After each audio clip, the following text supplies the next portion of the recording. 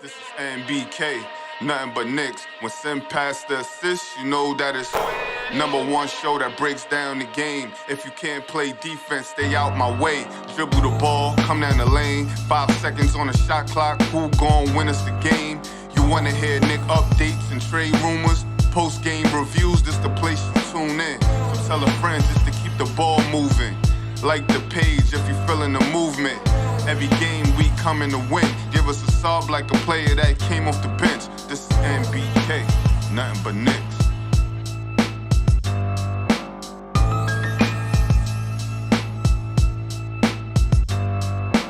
Knicks family, what's poppin'? It's your boy. Good afternoon, ladies and gentlemen. And yes, you see it correctly down at the bottom of my screen, folks. The New York Knicks are open to trading Julius Randle.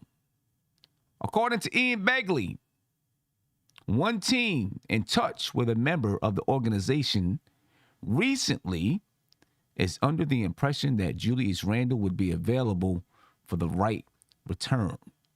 Again, one team in touch with a member of the organization recently is under the impression that Julius Randle would be available for the right return. And we got a group here to talk about it, ladies and gentlemen. So let's go ahead and get this on with Andy. We'll get around to the group. Andy, what's popping with you, brother? How you feeling? Yo, what up, MBK fam? What up, MBK chat? Listen, man, you know how I do the games. I always watch them the next day after work lately because I'm getting older and older. So I can't watch them at night every time. So I'm literally like an hour after the game. So I still didn't get out my, the game out of my body, out of my, veins, because I was so mad when I was watching it. And Julius Randle was one of the focal points in that game. Without a doubt, he was one of the focal points in that game. Him and Tom Thibodeau. Yeah. I mean, him and Tom and Thibodeau. A couple of more. And a couple of more guys. Of course. And a couple of more. I mean, what are your thoughts, Andy? Just tell me, what are your thoughts? Listen, we saw Randle, being, basically checked out probably at least a few games, before. But this game, man, it was so bad. I was like, I couldn't believe what I was watching. I was like, did this guy think this is a preseason game, whatever? I was like, these guys are whooping us, running crisp plays, fast, deflecting balls. And he looked like he was playing on a muddy court, slipping around. He couldn't, keep his balance, bad passes, bad decisions. And they still, and this is also, part of me blaming Tibbs on this. He had a bad game. He couldn't do nothing versus them, and we still went to Julius Randle. Meanwhile, he didn't want the ball in his hands. He was literally like, just put me in the corner. I'm going to stay here. And they went through, with the offense through him, digging him even, in a deeper hole. So I think this is a little bit even bigger than just Julius Randle. There's no doubt about it. And I definitely agree with you that it's, in a lot of ways, Tom Thibodeau is not helping Julius Randle right now. Right? Because the more that, like last night, and it's not even just Julius Randle, but the entire starting unit. Last night, in the third quarter, time and time again, Tom Thibodeau calls a timeout, comes back with the same exact lineup, right? You can't understand it. But as it pertains to Julius Randle, even when Julius Randle's not playing well, like you said before we even started the show, Tom Thibodeau continuously goes to Julius Randle.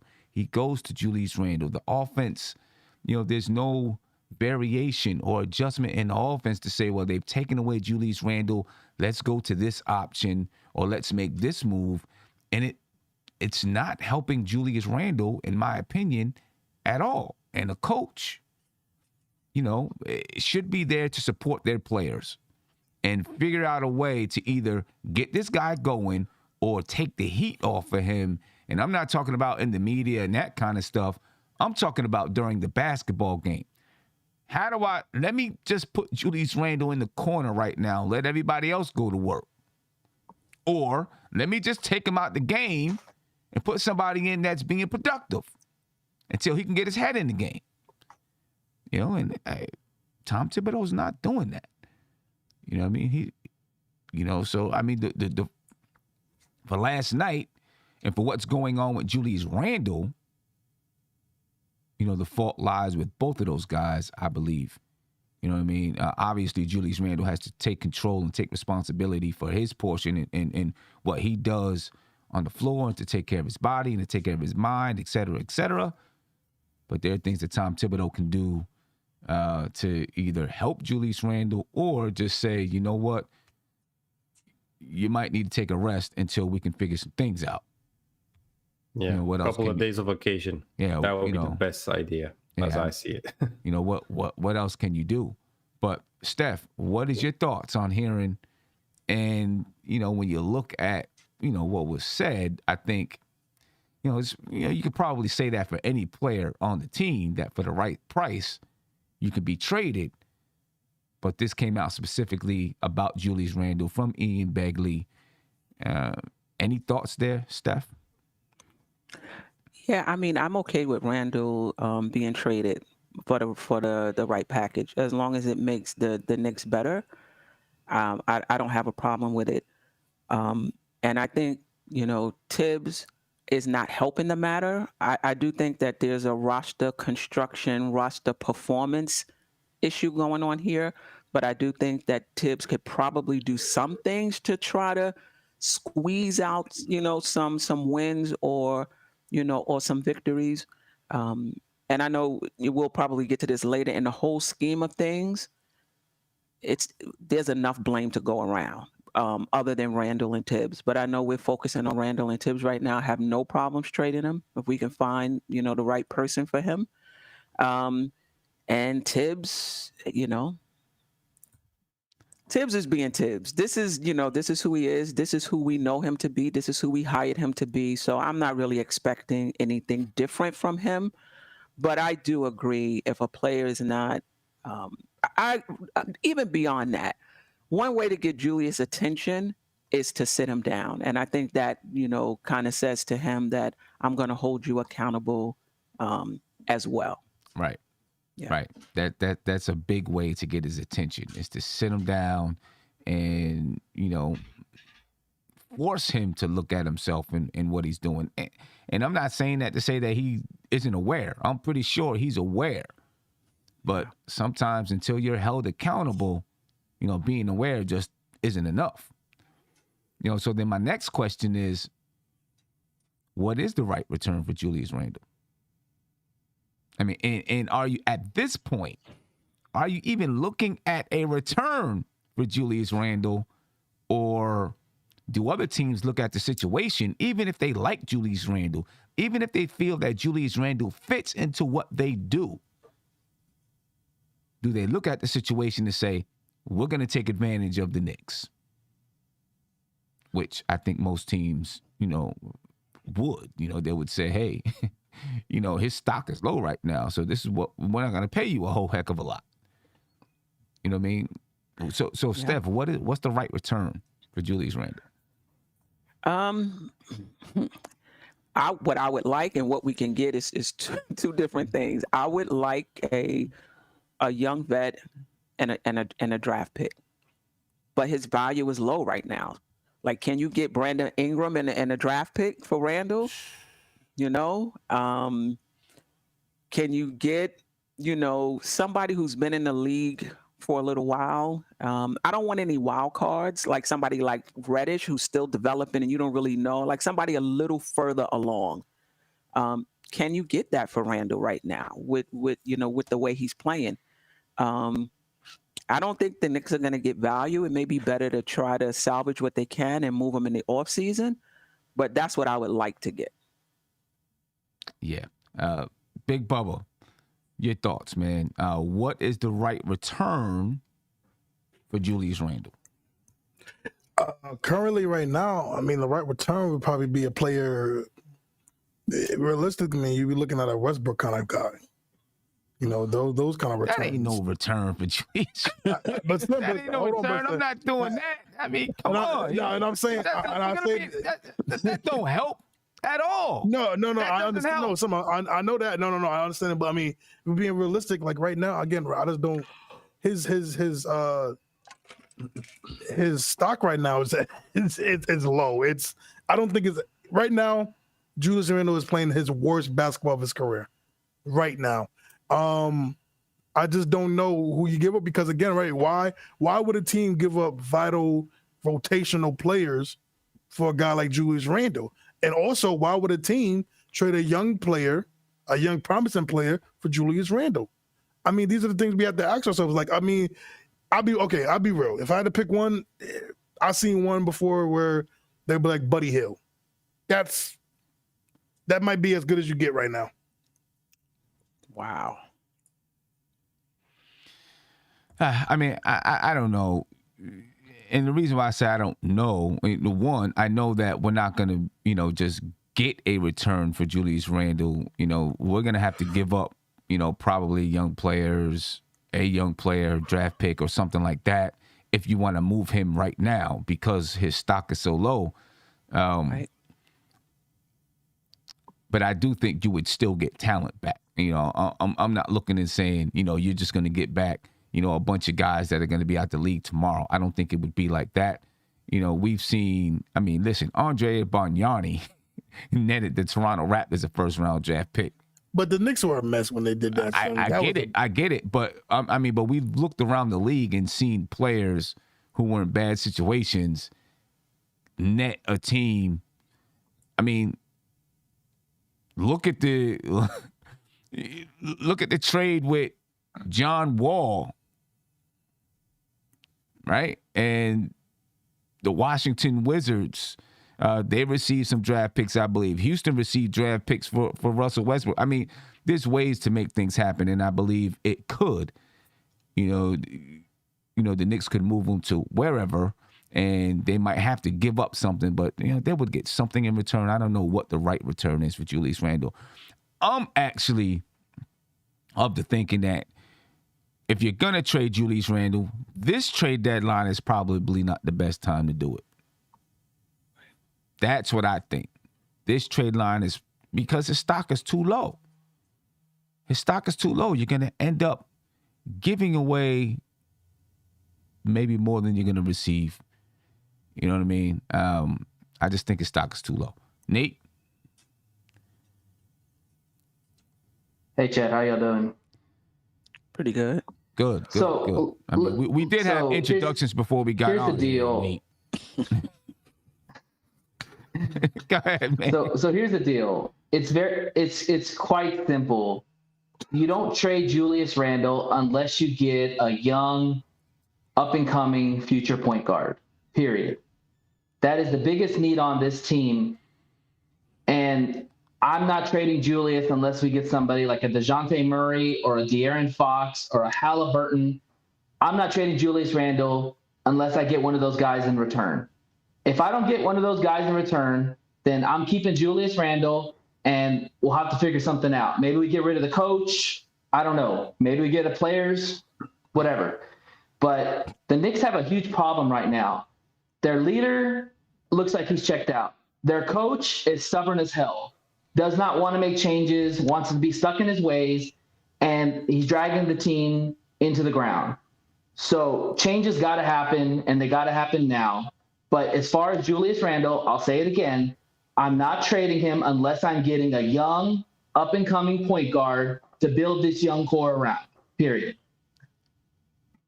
Yeah, I don't know if that's exactly going to happen. You know what I mean? I think getting a point guard, it's going to be. It's not going to be. I don't think it's going to be through trading Julius Randle. Oh, well, you can get a point guard, but it may not be one of your young, up and coming point guards because. Well, I'm not making the deal unless it's somebody that that's played in the NBA and is is willing to be traded. I get it. But the reason why I say that is because I think, some teams are going to look and say, well, it's defeating the purpose, right? To, like, for example, we take De'Aaron Fox, y'all take Julius Randle, or the Kings take Julius Randle. The Knicks take De'Aaron Fox, the Kings take Julius Randle. For the Kings, they may say, well, it's defeating the purpose, right? And we would want to try to put the two guys together. And for the Knicks, it might be like, well, okay, now we got De'Aaron Fox. Are we happy with De'Aaron Fox and Obi Toppin at the power forward spot, et cetera, et cetera? Some people may say yes. But then, of course, you got a big contract still in De'Aaron Fox. So, I mean... But you have a point guard that you can build that team around. But you also got a guy that in De'Aaron Fox that, if you look and paid attention a little bit, De'Aaron Fox hasn't been his best version of himself, and he's been playing bad this season too. Yeah, but he's still young, and you look at the core we have right now. We have, outside of Julius and Taj, and Evan, we have a lot of young players. So why not bring a young point guard? I'm not saying bring in just any point guard. I'm saying a DeJounte Murray, a Halliburton, a Fox. I think all those point guards are made to be had. But Nate, I think those organizations would consider it. But Nate, when you say that, right, you have to put it in context because, again, why in the hell? I'm saying, if I'm Greg Popovich, because he's the general manager, why would I take Julius Randle over DeJounte Murray? Because they don't have an interior scorer. Yeah, but then they don't have a point guard. They have an interior scorer. They don't have a point guard. But they don't have nobody. They trade for Randle. So I mean, they have Primo, who they want to maybe bring up, and you just never know with the Spurs. They always are willing to make deals. Yeah, it's Greg Popovich. I mean, I know we're not trying to just break it down to the Spurs, but Josh Primo, bro, with Julius Randle, the timelines don't make sense. I'm not coming at you, Nate, but it's just we gotta be when we say these trades, you gotta remember trades are not just for us. They're not just for this. Ain't 2K. I get it. This ain't 2K. We can't finesse the team. I understand, but when your argument is Westbrook, you really have no argument. No, but I understand actually Isaiah's argument there. The Lakers don't want Westbrook. Knicks, are willing to, make a move. The Knicks sure as hell don't want Westbrook either. Hold up, yeah, Nate, but listen, Nate, one at a time.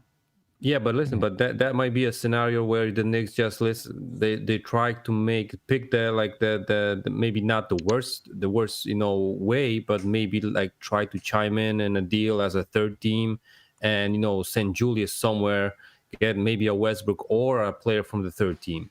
So it's not always like that, but you gotta look for a rebuilding team that's willing to take them, a team that will never get free agents or is in salary cap hell, and that Julius Randle contract would fit their development a little bit better, or just a player that's disgruntled and wants to trade, and instead of losing him from nothing, or a situation like a Ben Simmons situation when he doesn't want to play, they rather have a Julius Randle there than basically no one, right? So there's a couple of scenarios that could pan out. But for me, DeJounte Murray gets moved, and like Popovich said that he is having fun with this young core and group. After this season, this is probably Popovich's last season. They might scrap the whole thing because they're gonna have a totally new coach. So they might just trade the whole team from the Spurs. But that's after Popovich is gone. I don't think they're gonna just trade him mid-season and just let him go, right? Because Pops would be like heartbroken if they did it to him after so many years that he was there. Yeah, so no doubt. Let me get to a phone call here, and then we'll get back around to the panel. Call you live. Tell me your name and where you're from, please. Hey, my name is Brian Richardson. I'm originally from the Bronx. Been hanging with the Knicks since 1970 to 73 to now. I respect you, man, and God bless the Queen, everybody there. I just got two short questions. How do y'all feel about Jalen Brunson as a point, and then giving up Scrubby Randle, since he don't want to be with us, to the Pelicans and get Zion and build a Duke 3? Here's my two questions. I mean, I would love to have Jalen Brunson as a point guard.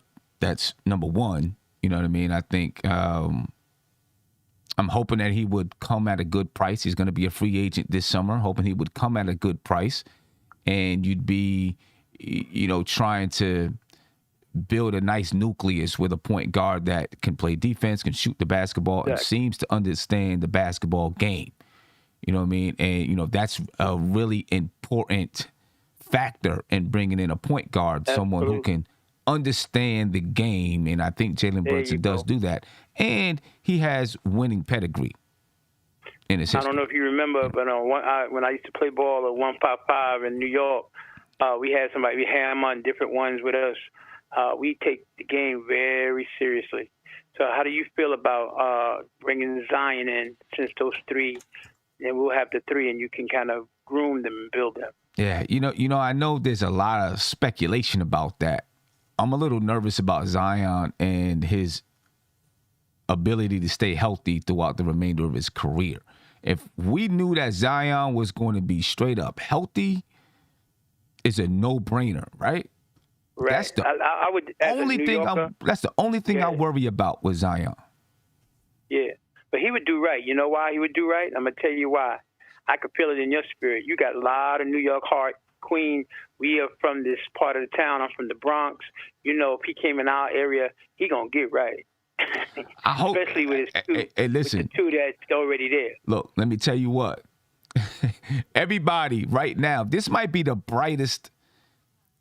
Obviously, with Carmelo Anthony, his relationship with the fans and with the city and all of that was bright. There you go. But this might be one of the brightest scenarios of a player's relationship with the fans in the cities, where it's really on display for everybody to watch and say, if you don't perform, your ass is going to be under fire. See, you New Yorker. That's why nothing but Knicks to me is number one. That's why, let's pray for this kid. Zion need to come in, and Jalen Brunson needs to come in. I spoke to all five of my boys from the boroughs. Hey, that's the move on the quiet tip. That is definitely the move. We get him, he going to get right. Y'all are true. Y'all know y'all the truth. So let's get it. Well, see, hey, I appreciate you, man. Appreciate your time. Yeah, all right. Peace. Of course, that's going to be the question all the time, right? Talk about Zion. You know what? I don't want the Knicks to pipe dream anymore. I'm tired of the pipe dreams. If it happens, it happens. Cool. I just don't want the pipe dreams. I just want us to find a way to do this the right way. And, at the moment, we have a real issue on our hands with Julius Randle. So if you're just joining us, according to Ian Begley, one team in touch with a member of the organization recently is under the impression that Julius Randle would be available for the right return. Now, obviously, you can say that about any player that's on the Knicks squad, but given everything that's going on with Julius Randle, the way that he's playing basketball, it seems obvious that he would be available, and the Knicks might even be making calls to have discussions about, hey, this guy needs something different. We need something different. Let's make this thing happen. I don't know, man. I don't know. The whole, before I get to this next phone call, the whole Zion Williamson thing. Steph, what's your thoughts? Yeah, I'm on record as saying I'm not a big Zion fan. Part of it is the injuries and the weight. I don't think those things go away because you're going to a new situation. Well, I will say that vulnerability will always be there. I could see you being motivated by a situation and getting in shape. But if that situation was to fall or fail or not be rosy, if you have a weight problem, I could see that coming back. But the other thing is, does Zion have a jump shot now? I mean, for the last time I saw him, and he was incredible, he was working under the basket, putbacks, overpowering people. That was his game. And to me, that's limited. If he has a jump shot, if he's shooting threes now, then that's a whole different story, right?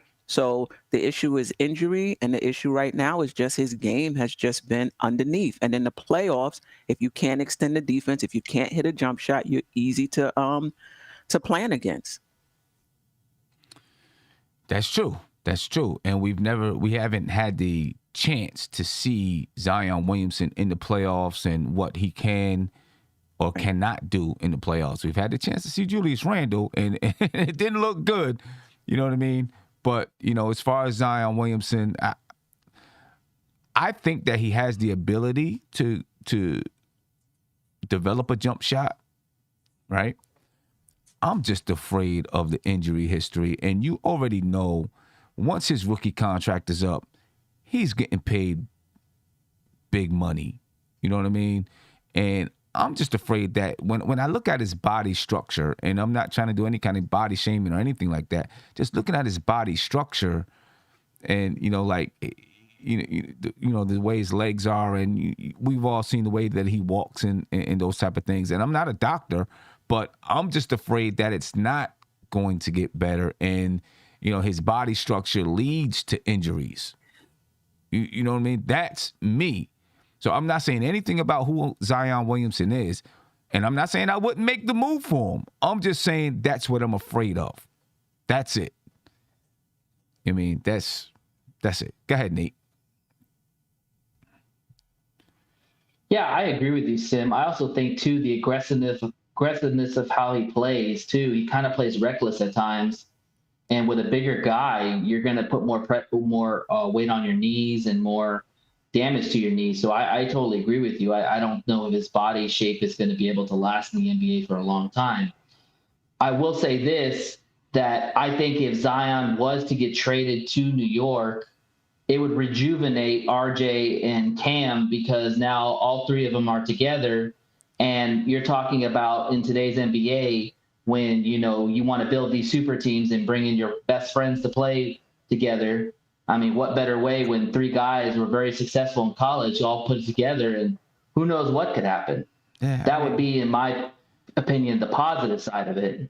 I get that. But there is a lot of risk to this situation, too. Yeah, and I get it. And it would be a really, really nice, feel-good story, very fitting for, a movie. A book. You know what I'm saying? A book or something like that. But this is real life. This is the NBA. And, players develop at different paces. And once you get in the NBA, you got grown men bodies hitting you and all kinds of stuff. Things change really, really quick. You know what I mean? So, the story would be nice, just like the Kemba story. It was really, really nice over the summer. And it was really, really fun to think about, look how that faded. Look how that faded quick. Really, really quick. I got receipts. The fan base was hyped. That was as quick as sunset. Faded real quick. So, let me get to a super chat, then get to a phone call. I can't go? Yeah, I'm going to get to you, Big Bubba. Calm down. I got you. I got you. We're trying to get, it's an equal opportunity program right now. I see what you did there. Yeah, Nikki B from Harlem. Thank you for the super chat. He said, if you give Randle the right team, he can be effective. I agree 100%.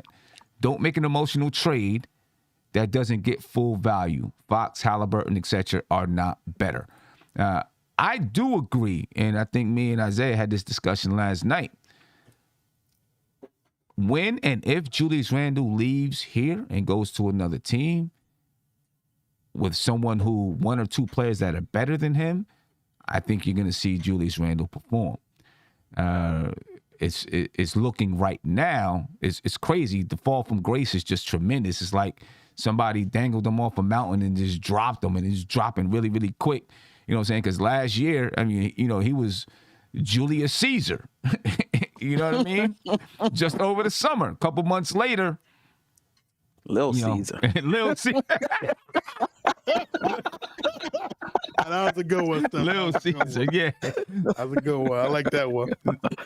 But to your point, can I say this? Oh, I know Isaiah want to. No, come on, Queen. Listen, Queen. Right. You got it. I told you, Queen. Two things gonna happen today, Queen. We gonna trade Julius Randle. We gonna get you that man today, girl. I told you. We gonna get you. All right. To your point, Sam. Julius' game is one thing, and it's definitely he's not efficient. We see the decline. My concern is his immaturity. Like he's having a difficult time dealing with I don't want to know. I don't know if it's pressure or lack of success, or that the expectations he was expecting of himself and of the team, they're not coming to fruition. Things are crumbling around him, and he seems to be pouting and having a hard time handling it. That's the only reason why I'm open for a trade. I feel like your game can come around. I mean, I don't think he's going to be what he was last year. Your game can come around some. But that part of it is what's really concerning me. And I'm like, when things are going well, you're going to be great. And then when things are falling apart, you're going to fall apart. That's not going to work. And I think that's more the reason why I'm open to a trade. Right. Yeah, and I think, for me, first and foremost, and I'm so sorry, man. We have 800 people here. The show is rocking today, and we only got 150. We don't even got 160 likes. Come on, people, get them likes. So smash that like button. Let's get to 400 likes. We got 800 people in the building. Let's get it, man. We on a popping. And we got some special guests here, Tim. We got, shout out to CK. Shout out to my boy Mark, not the original Mark, but we got who's Mark in the building. We got Semi SA. I said it right this time. We got a lot of people in the building today, man. So we're gonna have a good show. But look, man, with Zion, it's tough, right? Because I do agree with you. If this was a Disney movie, oh man, we're talking about you can't get no feel good better than this. It's better than Remember the Titans. But it's just right now, man, with Zion, I'm scared because listen, people talking about complaining. I'm complaining about Julius Randle getting paid $25 million. We gonna become really complaining with Zion getting paid $40 million. It ain't in shape. And again, right, there's been so many videos with Zion, man, with the feet and the weight, and it's crazy because he reminds me of Sean Kemp. When Sean Kemp went to Cleveland, and how his body just went from, like, in Sonic days, he was Mr. Muscle, flex on you, point at you, dunking on everybody. Get to Cleveland, even though there was a lot of issues with him personal life, but you just see him just gain weight and just now he's a big dude now. And it's like, I feel like with Zion, man, it's like he's kind of that kind of guy. And he's also, he fits that Sean Kemp, Charles Barkley kind of body where it's like, just those guys are just naturally big. Pause. They're just naturally that. So it's kind of hard for these guys to really lose weight, and especially with Tom Thibodeau and how he wants these guys to run. Yeah. And like Steph said before, does he have a jump shot? Because look, we love RJ, but sometimes we know how that jump shot can go. Do you really want two lefties that struggling shooting? Well, the thing, but the thing is, he's 21 years old, so of course that he can develop a jump shot. I mean, listen, barring the injury stuff, I think it would be a no-brainer if you were going to trade Julius Randle for Zion Williamson, barring that injury stuff. So, you look at the potential of what he can be, and you're like, if he stays healthy, this guy might be, who knows? I don't even want to put words out there, but, people know what the trajectory could look like. Let me get you a phone call here. Call you live. Tell me your name and where you're from, please. So, Sam, what's going on? It's Steve from Queens. Hey, what's going on with you, man? How you feeling, bro?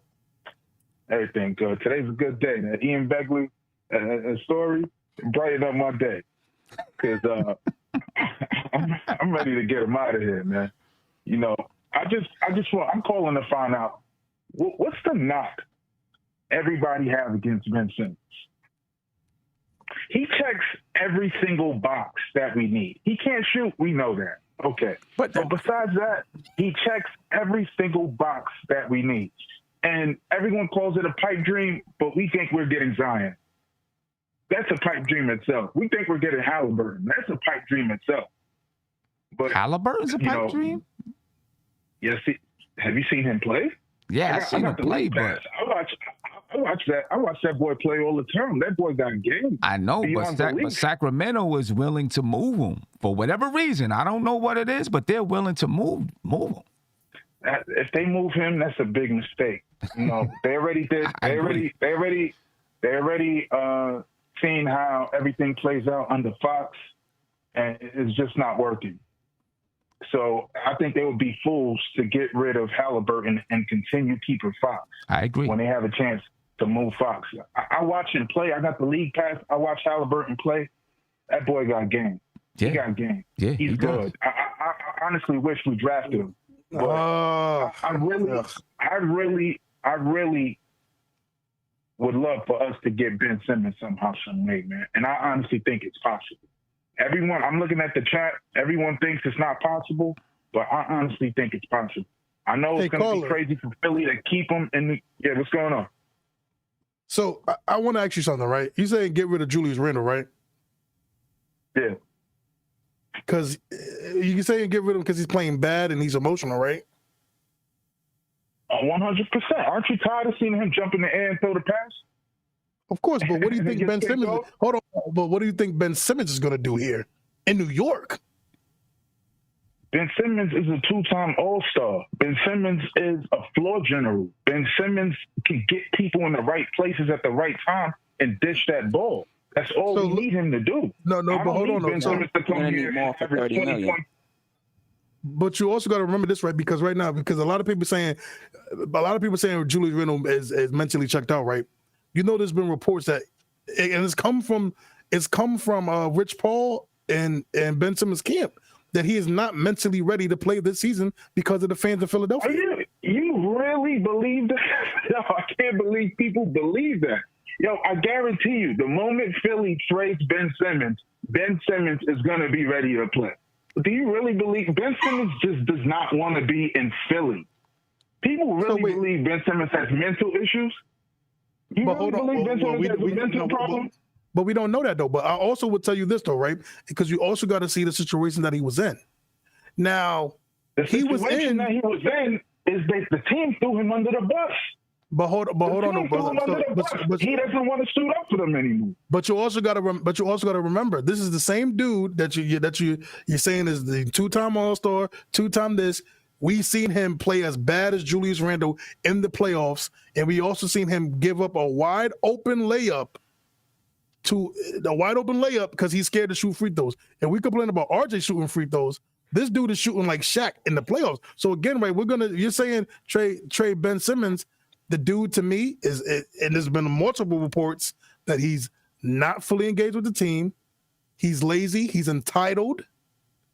And there's literally a video of him in practice with his cell phone in his pocket, in practice. And this was during his disgruntled days with Philly. He was already asking for his way out. I mean, yeah. I don't get it. I mean, I can tell you my reason for it if we got time. Yeah, absolutely. Go ahead, Steph. Okay. So it depends on what Ben Simmons we're talking about. Are we talking about the Ben Simmons you're talking about with a jump shot? If we're talking about that Ben Simmons with a jump shot all day, every day, I would trade Randle for Ben Simmons tomorrow. Okay?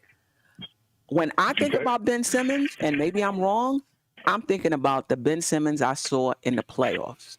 And maybe I'm wrong for that. That's what I'm thinking about. So you're paying him $30 million to be your number one, right? You got a number one that you cannot get the ball to down the stretch and say, get me a bucket. Because he's not going to command a double team. He's not going to be able to shoot a jump shot if they lay off of him, right?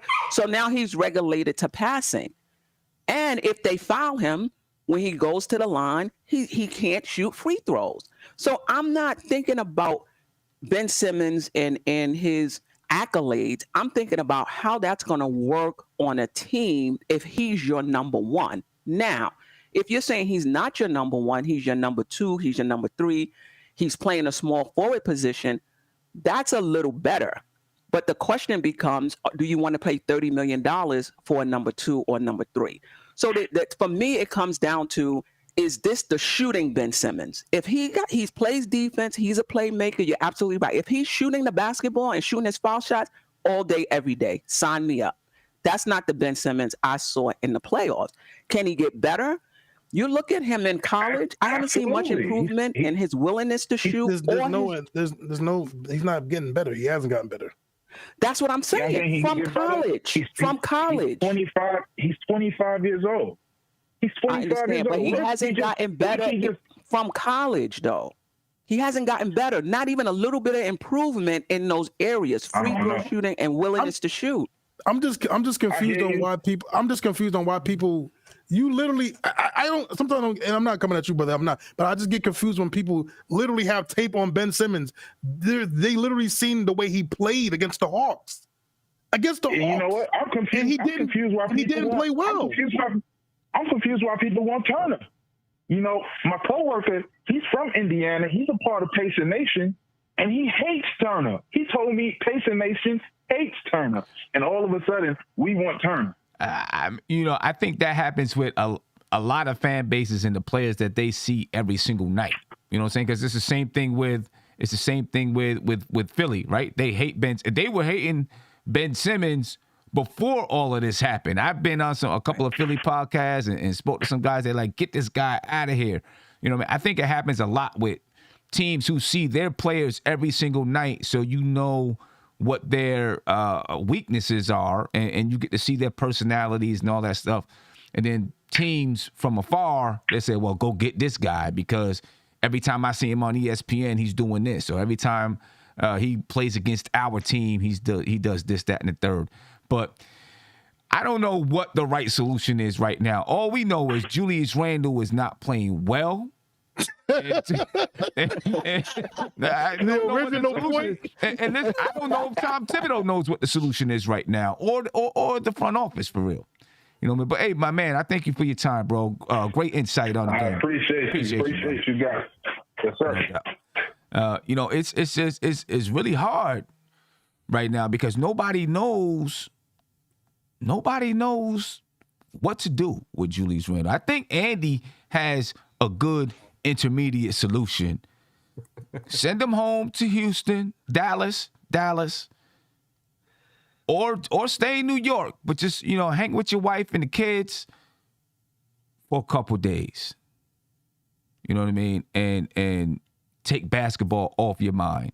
And if there's something that you're dealing with outside of basketball, I don't really want to speculate, but if there is, then deal with those issues before you come back. Or if you just need this mental break to get this burden off your back, give it to him. You know what I mean? Because, man, you talk about going from Julius Caesar to Little Caesars again. You know what I mean? It's tough. And who knows what's happening. But for anyone just joining us, of course, Ian Begley reported today that one team in touch with a member of the organization recently is under the impression that Julius Randle would be available for the right return. What that return is, who knows? You know what I'm saying? Are the Knicks openly looking to trade him? I don't think so. But obviously, it would be smart for them, and they probably are, looking to take calls on Julius Randle. You know what I mean? Let me get to a couple of super chats here. Kaiser Souls, thank you for the super chat. He said, nobody's trading a young point guard for Randle. His value is never going to be as high as it was last year. We should not have paid him fail. But I mean, you know what? Here's the thing. And, hindsight is 2020. Some people are gonna say, hey, I knew that already. That was my take from the beginning. But most people are gonna be like, you know what? Last summer I thought it was a good idea to sign him. We gave him a decent contract, et cetera, et cetera. We didn't foresee this happening. You know what I'm saying? Hindsight is 2020. I think the front office felt like they were planting their flag. And they said, hey, we got a nice group that we can build off of. I don't think that they thought that Julius Randle was, a number one guy. I think that they thought that he was a guy to build with. And eventually they would be able to upgrade and bring in a number one guy. Didn't happen that way. Or it's not happening that way right now because they didn't get better. You know what I mean? And I think that's the, that's the big issue right now. The Knicks didn't get better.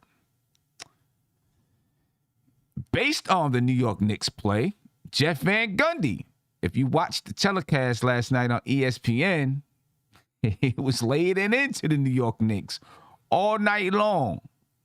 He was laying it into the New York Knicks. And he wasn't wrong. This is Jeff Van Gundy from last night, ladies and gentlemen.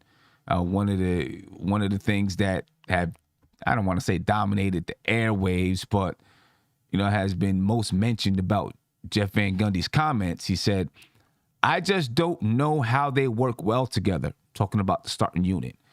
"I just don't know how they continue like this. That's the definition of insanity. Is seeing the same thing over and over again and expecting a different result." Andy, I want to ask you, who was he talking to? Because there could be multiple culprits based on this statement. Was he talking to the New York Knicks starting lineup that continuously, even when Julius Randle doesn't want the ball, gives it back to him? Right? Is he talking to Tom Thibodeau, who continues to stick with this starting lineup, and even in the third quarter, when the Knicks are getting trashed, goes back to them time and time again? Or is he talking to Julius Randle, who continues to go and do the same things over and over again? Or everybody? Who's he talking to? Yes, and for me, I think he's talking to everybody. Literally, even the fans. And even I add that fans aspect there, that we are never happy with nothing that comes, good or bad for the Knicks. We always would do trades, nothing consistent. We always split in half and stuff like that. But I think, mostly it was probably towards the players, or maybe even, a little bit poke at Tibbs, his buddy, actually. It's like he said, listen, we are trying with the same guys on the court and expecting different results. I understand that we were trying to build some chemistry and that it might have been looking a little bit better up to this time. But listen, I think that the time of building chemistry might be passing, from day to day now. It's like we're after the half point of the season. Every time Tibbs was talking about, 10 games to 20 games, stuff like that. Now we're almost 50 games in. So this is like the last straw. If we don't turn it around now, it's like you said, it might be too late. So these guys better,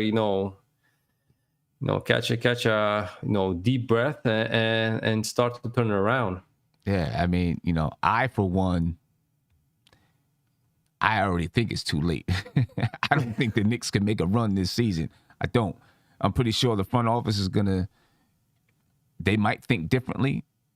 You would hope that the coaching staff, I don't know. Any coaching staff believes in their team and is probably like, we can do this. The front office has to think differently. Because I think they're done for the season. I don't think they're going to make the playoffs. I don't think they're going to make the play-in, just looking at the schedule. But, Steph, who do you think he's talking to? You're muted, Steph. I think he's talking to Tibbs. I think he's talking to Tibbs, rolling out that same lineup. I will say, though, they give him hope for a few games. So I think Tibbs think like it's turning around, and then boom, we back to the same thing. But I think he was talking to Tibbs that, you're going to have to make some changes and keep it that way. Yeah, I think he was talking to Tibbs. Yeah, he had to have been talking to Tibbs, and hopefully Tibbs hears it. Hopefully he gave Tibbs a call and said, "Hey, man, I'm looking at your team, and this lineup just ain't it. It ain't happening. You got to do something." You know what I mean?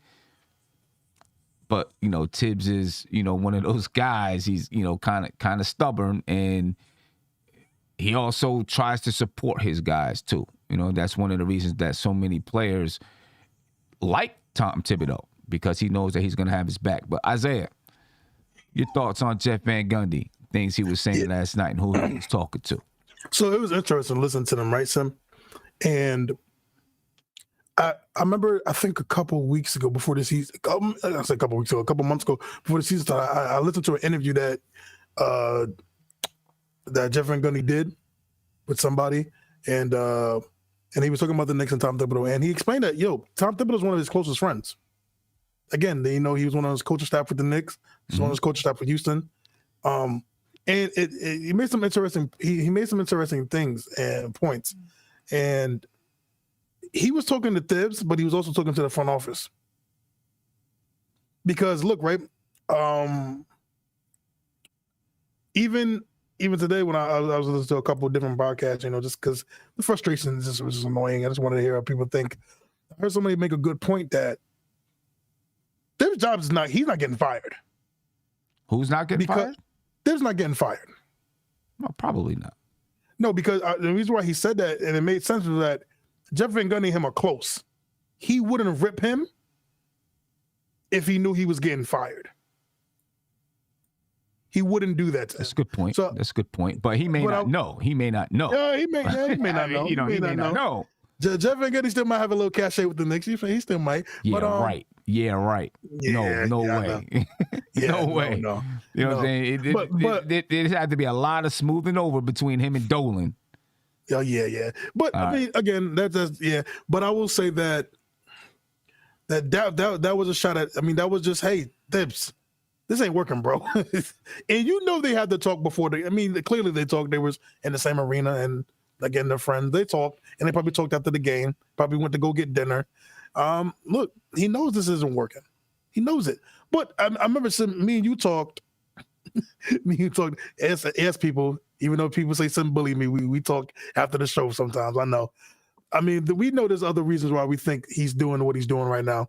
So, But also, the front office, I don't think Tibbs and the front office are not in this together. I think the front office also sees, what's going on. And how do we know the front office is not allowing him to make certain moves? You think about what happened with the Lakers, how the coach, I forgot his name, needed permission from the front office to bench Westbrook, and to not play him in Fogel, right? To not play him in the fourth quarter.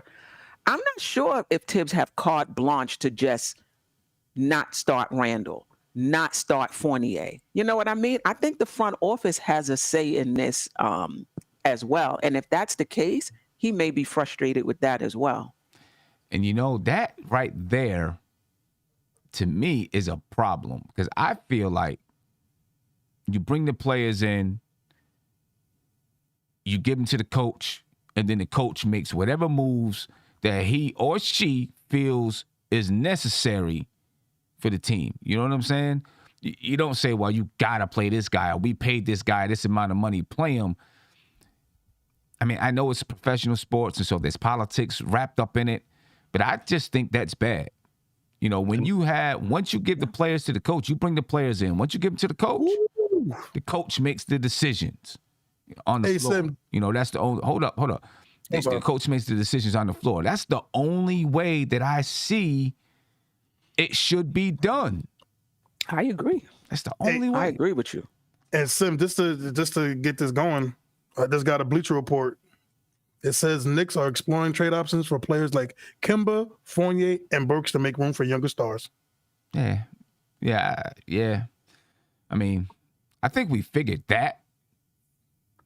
Yeah, you didn't have to read it even. I think we figured that. You know what I mean? Andy, you were about to say something? Yeah. Yes, just to chime in on what you said about the coaching situation and stuff like that. For me, it's unacceptable to put any player, I don't care how big of a star he is, above the coach. The coach is the ultimate guy that, if the team plays bad, his head is rolling first. Right. So you can't be like, listen, this guy is good. This guy, and this is even crazy for me that, these guys earn like 5-10 times more than the coach does. Because, NBA coaches got salaries around $6, $7, $8, $10 million, right? The mediocre players in the NBA get that kind of money. So I understand that disparity is kind of whack for me. Because, in Europe, listen, coaches can sit anyone. Bro, they can just leave a player in the city that they lost the game. I saw situations from Isaiah from this season. Literally, a guy got left on in Moscow because he got into beef with a coach, and they just left him off the team plane. They just left him in Moscow, and they flew back to home to Italy. No, that's So hilarious. listen, Wow. and that's the thing here. And sometimes if you go get under the coach's skin, he's just gonna bench you. He's just gonna leave you in the locker room for the second half. He's not gonna allow you even to sit on the bench. So and that's the mentality that I would love these players, because that would be holding them on ultimately accountable. You just look at a coach the wrong way and you're benched. But you know what, though? There will never be, these superstar diva type of mentalities in the NBA. I know you guys don't agree. I know that. No. But Eddie, so here's the thing, right? So I do agree with you. It should be like that. But this is, I don't want to get too deep on it, but this is the cause and effect of when we preach player empowerment. These are the things. And again, I do believe players should have more control. This is part of it a little bit, but these are to me also the negative sides, right? You can get a coach fired, then you get a coach fired quicker than you get a guy traded nowadays. Yeah. Unless you, and that's a part of the problem where you have to hear stories about, like, to me that was ridiculous when you heard a story about Frank Vogel having to ask permission to bench a player. That just don't make sense. Yeah, to me. You have to look at organizations like San Antonio and Miami, who the Knicks just played last night. Right? They've had the same coach for 20 years. Yeah. And the organization is not putting players over those coaches. Even LeBron James, who wanted all of these extra perks when he was in Miami. Exactly. And when you have an organization like that, players get it. It gets around the league. People know. And when they come to your team, they say, we know what to expect. We know Pat Riley. I'm not messing with Pat. Got his hair slicked back. I don't know what he's capable of. You know what I'm saying? I'm not messing with Pat Riley. They get it, Right. But the Knicks had an opportunity, or at least have an opportunity, to do that now when it comes to Randle and how he's acting.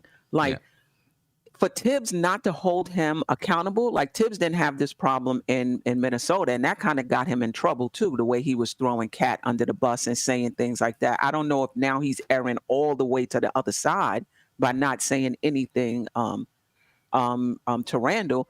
Maybe he feels like Randle has more cachet than he does. Maybe he felt like he can't, I'm not sure what's going on, is what I'm trying to say, that he's not pulling his coattail like, hey, this is unacceptable. All the extra stuff. Game-wise, you don't play well, you don't play well, fine. But the effort, not being in a timeout, why is Tibbs not saying anything about it? Or has he said anything about it, and the front office is aligning with Randle over? Like, I don't know, but it's just crazy to me that he hasn't been pulled up on any of that behavior. Right.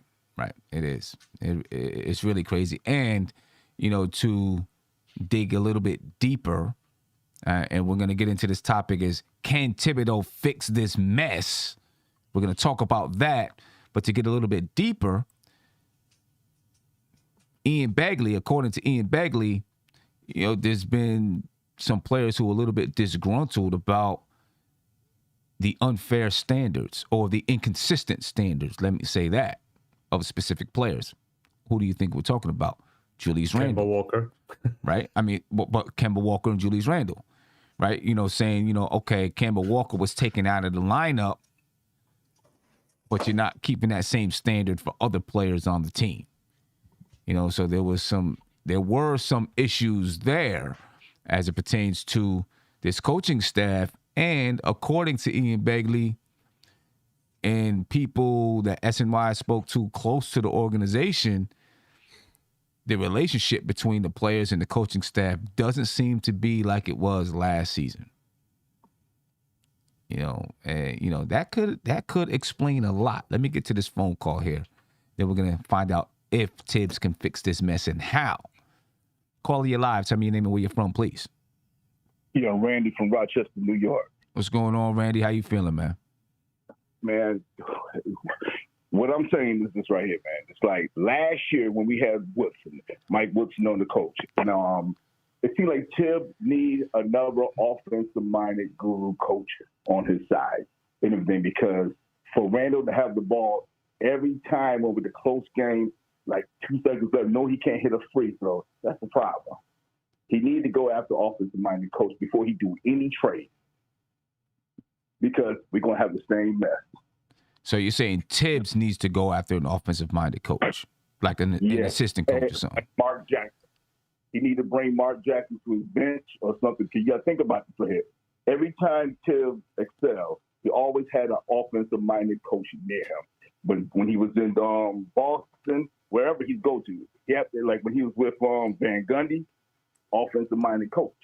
He need an offensive-minded coach, because last year when Mike Woodson left, so did the Knicks. Hey, listen, I don't disagree with you at all about Mike Woodson. I really do feel like Mike Woodson was that player whisperer, if you want to call it, right? He was that guy in the background that can be that bridge between the players and Tom Thibodeau. You know, talk to guys in their ear, calm things down, pull Julius Randle to the side and have a conversation with him, help Julius Randle through this whole thing he's going through with the fans and with the media and all of that kind of stuff. Like really kind of talk him into making those right decisions and being mature in the way that he's handling himself. Mike Woodson is that kind of guy. And I really think we're missing that. The Knicks are missing that this year. I really do. Yeah. Find the next best thing. Get Coach K. Somebody got to go. You know, I mean, I don't know, but yeah, I think Mike Woodson is really missed. As a matter of fact, big shout out to, I don't know if this is you who's calling in or not. What's your name again?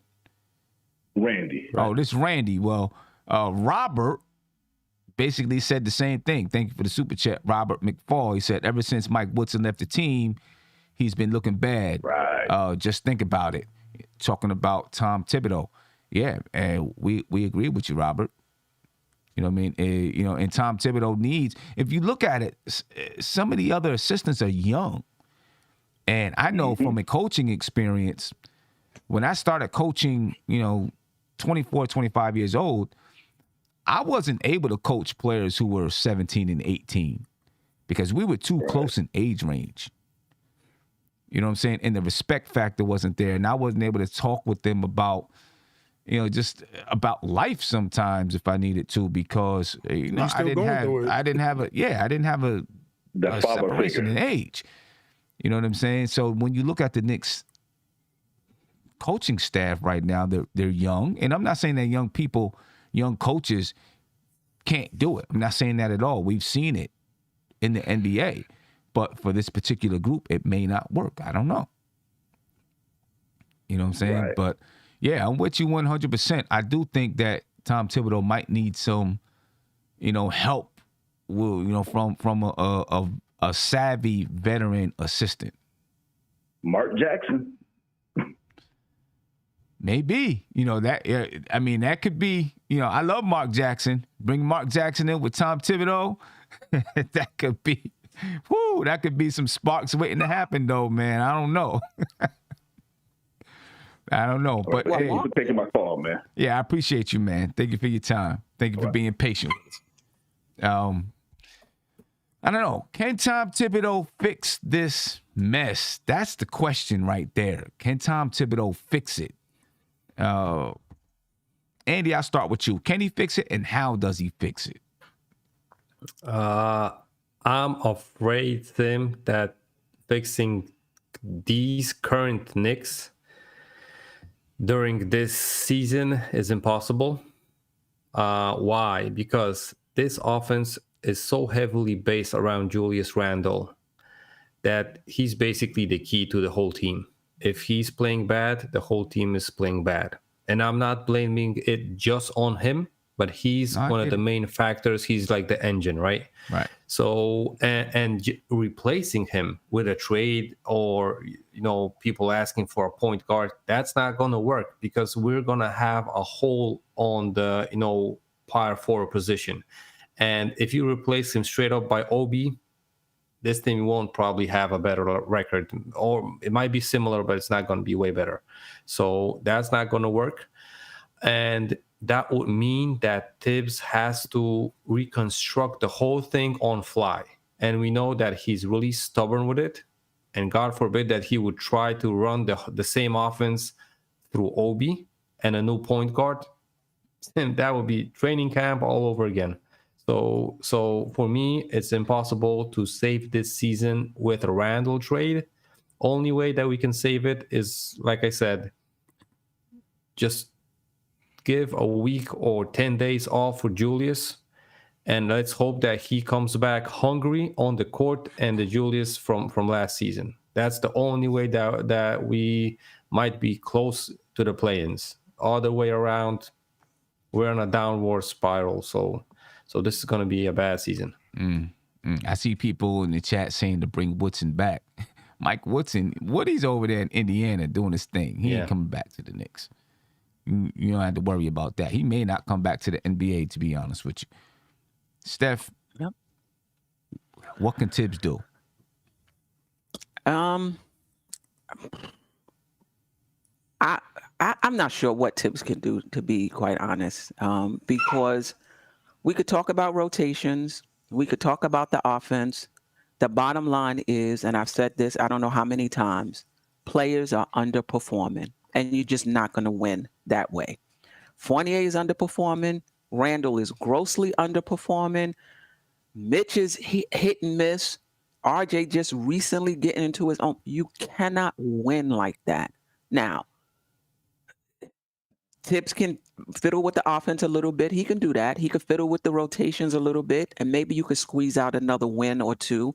But this roster is a flawed roster, and it's an underperforming roster. And until you fix that, I'm not sure there's much Tibbs can do. And we get on Tibbs a lot, and I'm not arguing with that. We get on this offense a lot, and I'm not arguing with that. But we're not talking a lot about these guys are not performing. Like, how can you – is there any other team that's in the playoff race where they don't know which player is going to show up on any given night? How many teams are there like that? But the Knicks, only one we can count on right now is RJ. Consistently. And that's of late. So I don't know if much Tibbs can do. Yeah, change the starting lineup, fine. Put quickly at the point guard, change the offense, make it less Randle. So yeah, yada, yada, yada. The players have to show up.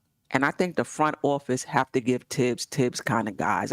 Don't give me guys that are not my guys, and now you on me because they not performing. Like, give me my guys, the people that I know I can coach. And then if they not performing, send me into the night. Right. You know? But let's assume no other trades happen.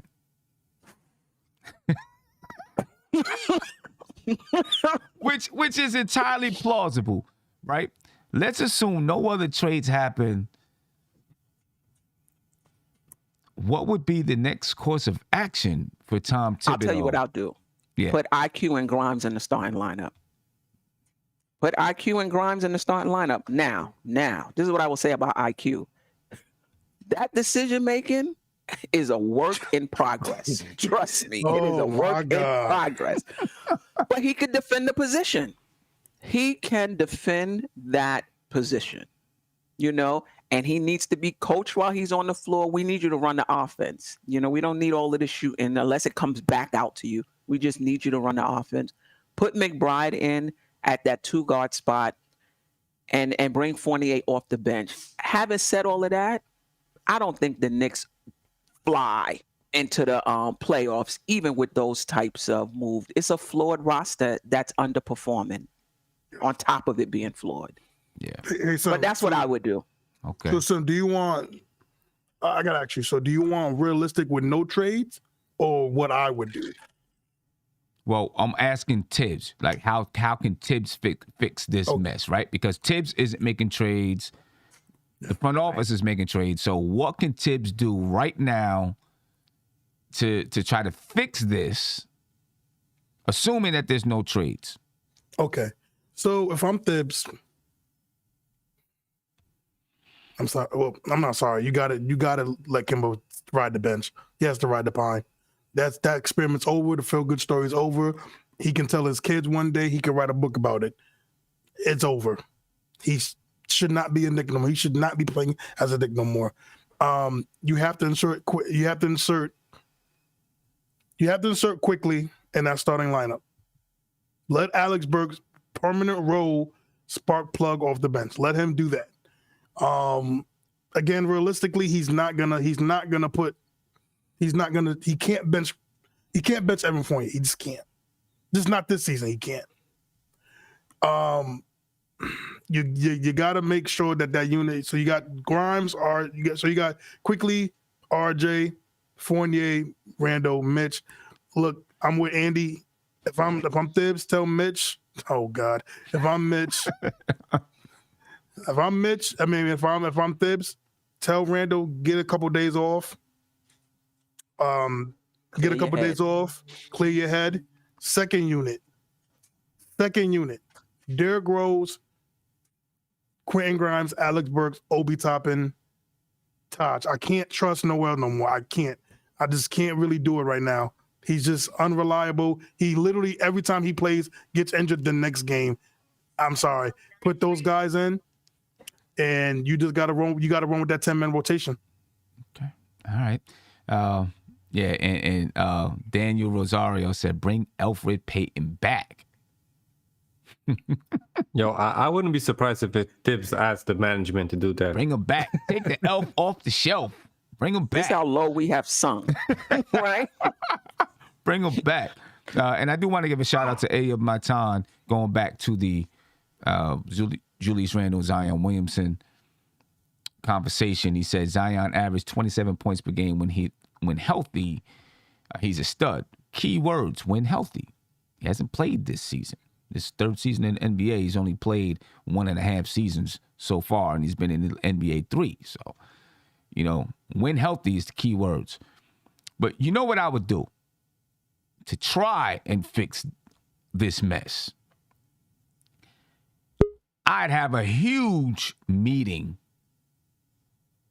with the team. That's where I would start. I'd have a huge meeting with the team and hear everything that they have to say. All of their, and I'd say, listen, we're not holding anything back. Whatever it is that you want to say, this is the time to do it. I would keep the front office out of it. You know what I mean? And let this just be a team thing. All the coaching staff there, all the players there, and we just let it all out. Whatever it is. You don't like the rotations, you don't like my standards, whatever it is, we let it out. And after that, this would be my time to say, okay, we let this thing out. Now I'm changing my lineup. Right? And here's the reason why I'm making some changes. And then I'd start to make some changes. But I think if you don't have that session where you talk with everybody and you just change lineups and make this move or that move, people just start to harbor negative feelings. You know what I'm saying? That communication piece is important. And it doesn't mean that you're showing any signs of weakness, but they're players, they're people, they're on the court. They want to be heard as well. You know what I mean? And, they want to be able to let their feelings out and explain their point of view. And I think you give them that opportunity. And you listen, though. And you try to take into consideration what they're talking about. Because they might just have a solution that helps. You know what I'm saying? Go ahead, Andy. Yeah, I was gonna ask two things about this team meeting because I was thinking about this. But one thing I think, since this team is in this spot, which is fragile and in a mess, I think some guys could have their emotions hurt in that kind of a meeting. I'm pointing at Julius. This probably the most. And the other thing is, listen, if you do this before the trade deadline and someone gets traded that speaks up, that might be like, listen, he spoke up, he got traded. And no, the next time nobody's going to be like, truthful in those kind of meetings. So I think that might backfire. If you do that like a day after the trade deadline, I'm cool with it. Then you can like all, things are, on the menu. So I would be cool with that. But I think, at this point, like a guy, imagine a Kemba speaks up and he gets traded, bro, the word around the league for the Knicks is going to be like, it's going to be a bad situation. But I totally agree with that. That a team meeting is I think the players should do it way back, before. Right. And for example, if they have issues with coach, they should just tell D-Rose, Taj, listen, just go to the coach, say that we're talking about it, and we will love, a change. If they don't have, the cachet just to walk up to Tibbs and tell him in person that, right? So they just use Taj and D-Rose to that communication. Yeah. And I think you do have a point. And normally you would say, and I guess maybe that kind of meeting would come after the trade deadline. Maybe, I don't know. But by the time you get to the trade deadline, this thing is probably done. Yeah. It's probably in the books. It's a wrap. Because you're getting ready to go on. Might be too late. Yeah, might be.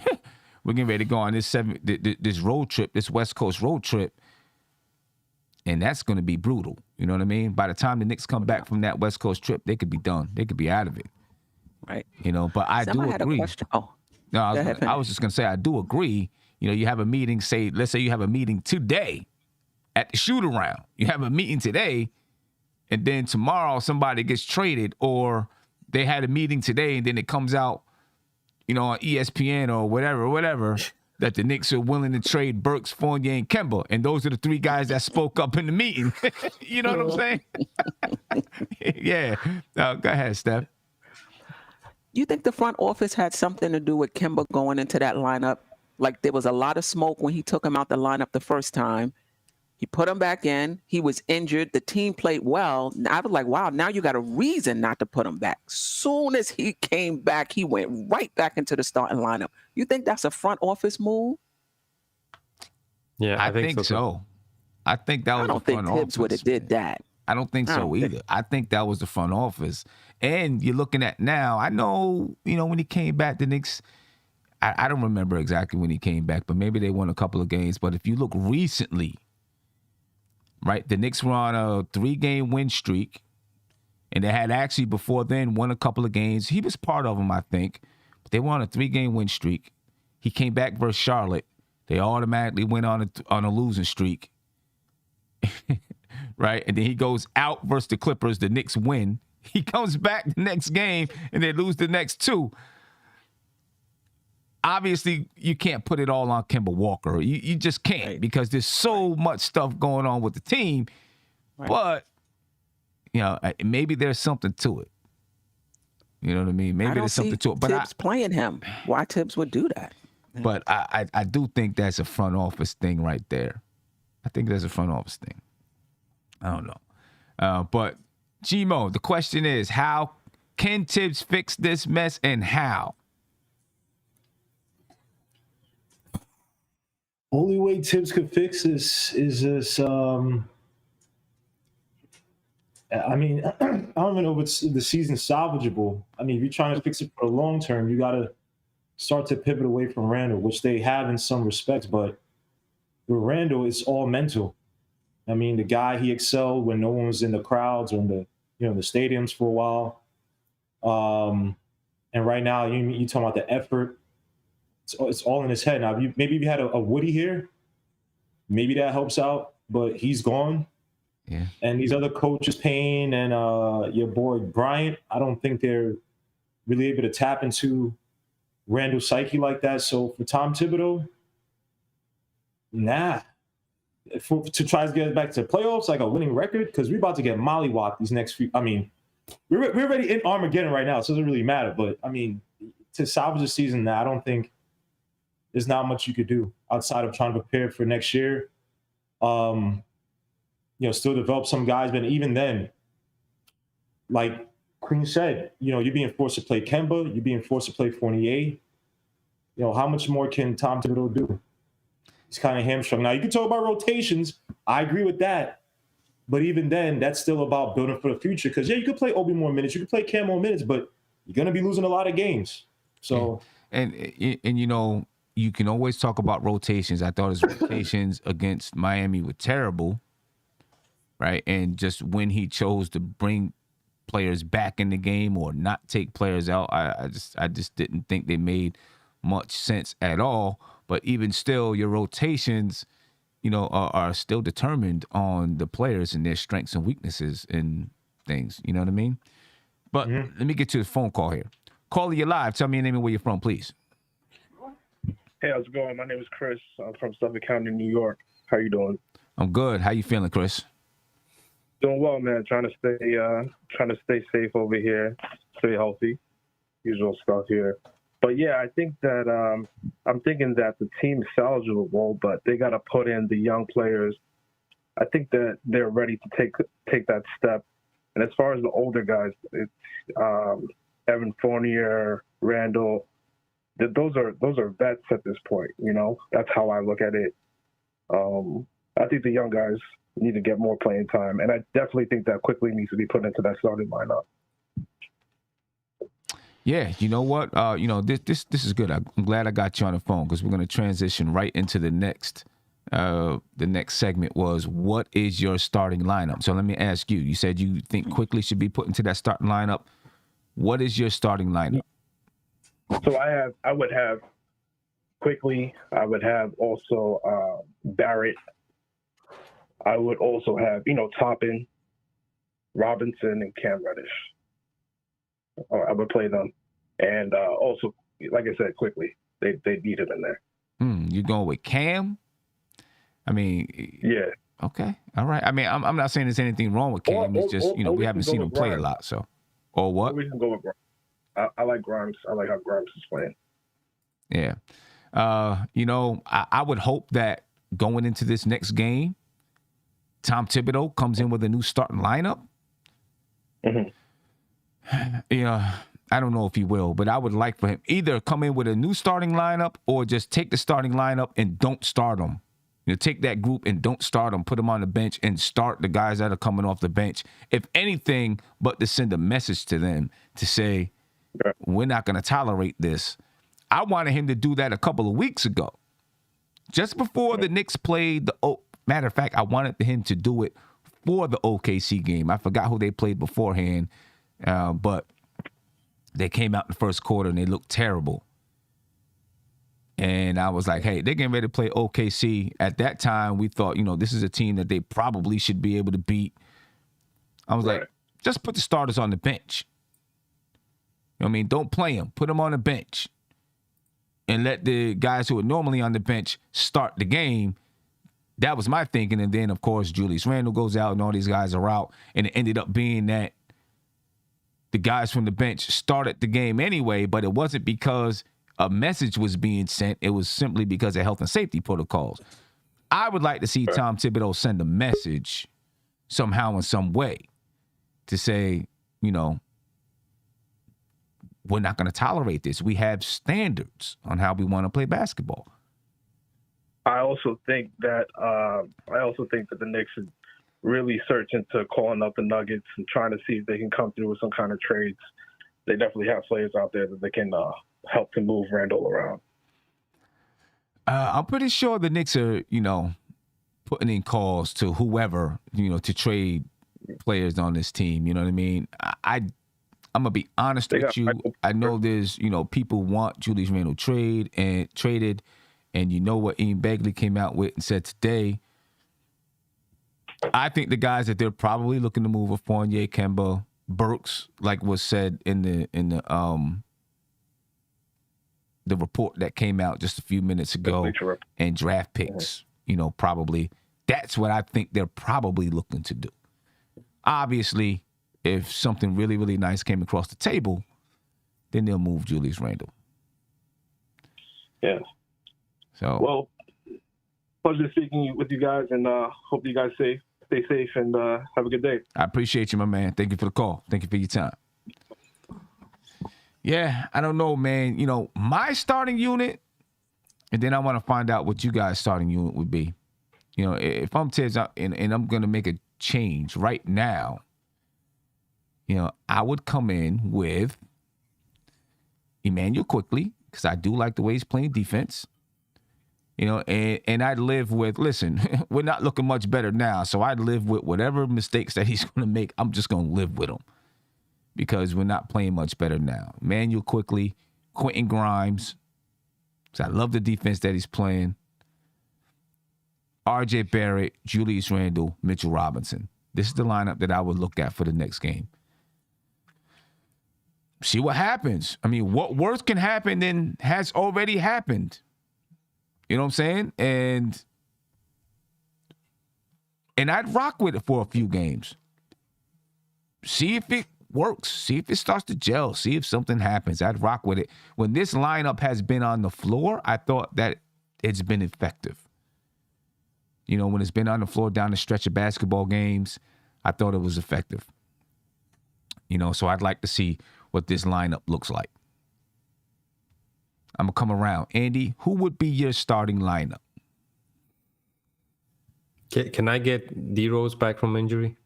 Yeah, go ahead. We got D-Rose back. You know, this is February 25th. Who's your starting lineup? Yeah, listen, because I'm hesitant with putting Quickly to the starting lineup only because, and you guys know my stance on Quickly, the shot, selection and decision making.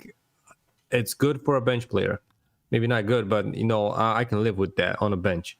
And the starting lineup, I just from the tip that would I would be already having all gray hair and having a heart attack, just looking at that man at my point guard position. But then again, we don't have plenty of better options. You can't throw Deuce in. You don't have D-Rose at the current situation. If you go with Kemba, you would definitely have to, sub Julius, right? But that's not going to happen. So that's why I said that Tibbs is in a hard, situation to just make a move or stuff like that. I would love Grimes in the starting lineup. I could even salvage Fournier being benched. That's not a problem for me, really, because I love how Grimes is playing defense and stuff like that. But if you only sub in Grimes for Fournier, I don't think that's going to change the whole course of the team. So, it might tweak it, but I'm not sure if you leave Kemba out there and have Grimes, with the rest of the squad. And Mitch and Noel listen, you got to go whoever's more healthy on that day, for me at least. I'm not, that much, Right. Yeah, it's like this man has a, tweaked ankle. That one has a sore knee. Listen, just make, whoever's healthy. Because I don't think, Mitch is, he's better than Noel, right? But I don't think that, that's the biggest problem for the Knicks now, the center position. But, the point guard, that's the hole that we have. And I don't think that's fixable with the guys that we have. We saw D-Rose being inserted in the starting lineup. That doesn't help us, because the bench guys, get tangled up without him. And, even though this season the bench looks better without him, even when he doesn't play compared to last season, of course. Man, but this is a hard situation. I don't have a good answer to this. Right. I don't know if we ever got around to the starters. Go ahead, Steph. Go ahead. I would go with Sims' lineup, the exact same one. And if Rose is back, I would start Rose, still limit his minutes, the same minutes he would have played if he came off the bench, and then I would put IQ in the starting lineup. But if it's before Derrick Rose is back, I would go with IQ, and I'm not blind to his decision making. I think his playmaking is better. I think his defense is definitely better, but that shot selection, yeah. Yeah, I know. The shot selection with IQ sometimes it's just head scratching, but I think he's the type of player where you say, okay, I'm gonna live with it. I'm gonna live with what he does. You know what I mean? It is tough. Gmo, what will be your starting unit right now? Gmo, you there? You're muted. There you go. Muted. Oh, sorry. There you go. Can you hear me now? Yeah. Sorry. Yeah, that lineup, I'll go with it. I do like IQ at the guard position. I agree that he takes some really stupid shots. I think he sometimes tries to play hero ball too much, but when you talk about his court awareness, like the improvement from last season, I definitely think that it's taken a step up. Obviously you still have to kind of discipline him, but I'd rather him there than Kemba Walker or really almost anybody else. Quentin Grimes, super savvy. Quentin Grimes gives you the defense you need, the 3-and-D defense that Tom Thibodeau can rely on, something he hasn't had in the backcourt, to begin the season when you put Evan Fournier and Kemba. RJ Barrett at the wing. Randle, but I'm having strict instructions. I need to see his butt pause in the freaking low post. I need to see him run pick and roll. If he's not doing it, he comes out the game. All that stuff he did last year, where he thinks he's Chris Webber with the whole playing on the outside. If you're doing all that crap, you're not making your first few shots, you come out the game. Simple as that. And then Mitchell Robinson. I know people want to kill Mitchell Robinson. Look, he's not a great offensive playmaker, but for these past few games, outside of say yesterday, he's probably been the guy that's been working the hardest in terms of on the boards, trying to get rebounds, trying to keep, put back plays, things of that nature. So that's the lineup, but it's going to be strict, man. Randall's not going to be allowed. Like yesterday, he's not coming back in the game. If he's effing up all that mental stuff, man, you got to come as a professional. You got to hustle. I saw a play with Mitchell Robinson. Literally, he's guarding his guy. Randall comes out, goes into the middle, leaves his guy wide open, and Mitchell Robinson had to pop out to defend him. Mitchell Robinson left his man to go defend Randall's man on a 3 by P.J. Tucker. That's pathetic. You come out the game for the rest of the game. So that's my lineup, but strict restrictions for everybody. Yeah, and the hard part with Tom Thibodeau is, according to reports, he hasn't held everyone to the same standards. And when you don't do it from the beginning, it's hard to start doing it in the middle. You know what I mean? But, I mean, I would agree with you. Strict restrictions or however you want to say it for everybody. Just be straight up like, listen, if you ain't doing what you got to do, you're sitting down. It don't matter what the name is on the back of your jersey. We don't got those kind of players on this team. You're sitting down. The best consequence for basketball players is playing time. You know what I'm saying? That's always the best consequence. Let me get to this phone call, and then I'm coming over to you, Savvy, the birthday boy. Savvy, the birthday boy. Calling you live. Tell me your name and where you're from, please. What's going on, Kevin? How you feeling, man? Yeah, yes, sir. How you feeling, bro?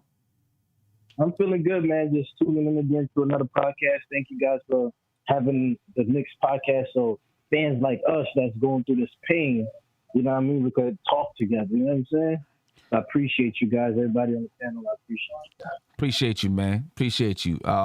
What's your thoughts right now, man? What would your starting lineup be? And then, honestly, Burks shouldn't be running the 1, so I would definitely take Burks out. He haven't been playing good.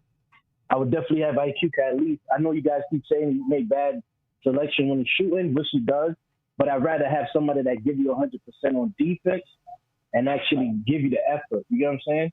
So definitely take Burks out, and I would take Fournier out, because Fournier, I think every team that we face, they know Fournier and Kemba is a liability. So they tell every player that play, like, guard them up to attack, just to attack.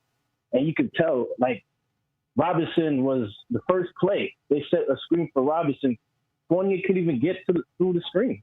He went under, so I would definitely take Fournier out. And I'll keep Randle in, but Randle don't give the effort when we start, the game start, pull him right out. Tib got to send a message to Randle. You can't keep, like, making Randle feel like because he got the contract, he could just do whatever he wants. He don't give 100%. And honestly, he's the cancer for the team. And every night I watch him, you can tell by his body language that it look like he don't want to be here, though. Yeah, he's going through some things, man, and who knows what's going through his mind, but he's definitely going through a lot of things, and it does look like people are saying he looks like he quit. It does look like that when you look at what he's doing out there on the floor, it looks like his heart isn't in it. We'll see. Yeah, and that's a fact because he be having guards on him, and instead of taking the ball in the paint, he rather get the ball at the 3-point line. Let the defense get prepared for him because he's catching the ball all the way at the 3-point line instead of going in the paint and play bully ball, get that ball, pass it out real quick. If the double team comes, you have shooters open. Randle mind is just not there. I know he's going through stuff, but at the same time, man, you're supposed to be one of the leaders, and you're not showing that since after the Celtics game. It seemed like he's been out of it, man. Yeah, And he choose when to play hard. I could say that. I know when he play like certain players, like when he play AD, he play hard every time he play against AD. I don't know. He just chooses when to play hard, Yeah, I don't know. Do stuff. I don't know if what he's going through is basketball. It could all just be basketball related, and he's just confused out there. You know what I'm saying? It's hard to say if he's going through something that's personal or if it's just basketball related. It could just be basketball related, and it's just a tough situation for him. I don't know, but hey, my man, I appreciate your time. And I could say this too. Oh, go ahead. Can I say one thing before I go? Sorry, let me say one more thing. Yeah. I know you guys was talking about the rotation and that it may not make a difference. I believe it will make a difference. When the game first started, right, and it was like 13-2, Tibbs called a timeout, but he put the same 5 back out. I'm like, what is this man thinking about? Like, I know you see the game. Yeah, Nobody's playing with no effort, Yeah, you're right. He did the same thing in the third quarter. You got to learn the same thing. Right, he called 2 timeouts in the third quarter and put Kemba and Fournier back out. And another thing is, too, when you see Obi actually make a 3, because Obi don't usually make 3, obviously this young man confident is coming. Let him play. We was down 10. The very moment Randle and them come in the game, we down 18. Because nobody want to give the effort, Yeah, I'm with you 100%. Tibbs also got to stop with the veterans and allow the young folks to play. Even Cam shouldn't be sitting on the bench, man. What the hell is Fournier doing for us? He ain't doing nothing. Yeah. We don't have no system. We don't have no offense. Let the youth them play. If Fournier not bringing it, take him out right away. Let Cam play. If Cam not playing, take him out and put somebody else. He got to utilize his bench, and that's it, guys. I'm gonna let you guys go. Thank you for having me. I appreciate you, Kevin. Appreciate your time, bro. Thank you for the insight. Yeah, ladies and gentlemen, I don't know. A lot happened. Let me get to my man Savvy in the building. Savvy, what's going on with you, bro? I know you was at the game last night. How'd you feel leaving out of, I don't even know the name of the arena. It's not Miami Arena, whatever it's called now. How'd you feel leaving out of that arena? Yeah, they changed it to FTX. FTX, go ahead and send the free ad, the free ad check to Simeon Russell for the free plug there. Okay. Yeah, send it to me. I need that by Monday. You know what I mean? We will prorate the rate for a hefty sponsorship of the channel and the programs. We have some great programs. We have the Queen's Court and we have the Controversy, and they're both very worthy of sponsorship. I want to salute to the panel. Love the family. Thanks for the birthday wishes. I was at the game, and I had a good birthday just because I was there at the game. I was with my boys. One of the homies is a Knicks fan. The other homie is a Heat fan. And we just had a blast, just like goofing off, talking trash to each other during the game. And, it got to a certain point where it was like, you could see my trash talk transition from game-related trash talk to I'm just going to clown your players now because we're down so bad against this team right now that there's nothing I could really target about your team that would make for good trash talk. You know what I mean? When I was walking about that arena, you know what I'm saying? I was saying, bing bong, my prediction was wrong. You know what I'm saying? Okay. It was just me and the homies just being silly because there's a point where it's like, you got to laugh it off and smile through it. And, I get back in my New York essence every time the Knicks are around. I had my jersey on. I had my orange and blue down in my socks. Okay. And I was like, you know what? Like, Like, we're not gonna win this game, but I'm gonna get some Heat fans mad tonight. I'm gonna get something. I'm gonna get something like Denzel. I'm leaving here with something. All right. I hear you with And that so, one.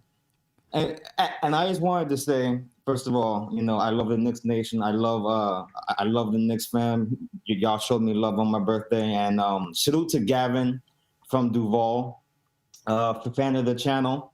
Linked up with him after the game. We chopped it up a little bit afterward. That's what's up. He slid, and we had a conversation, and we agreed that was one of the worst things we could have seen in person ever.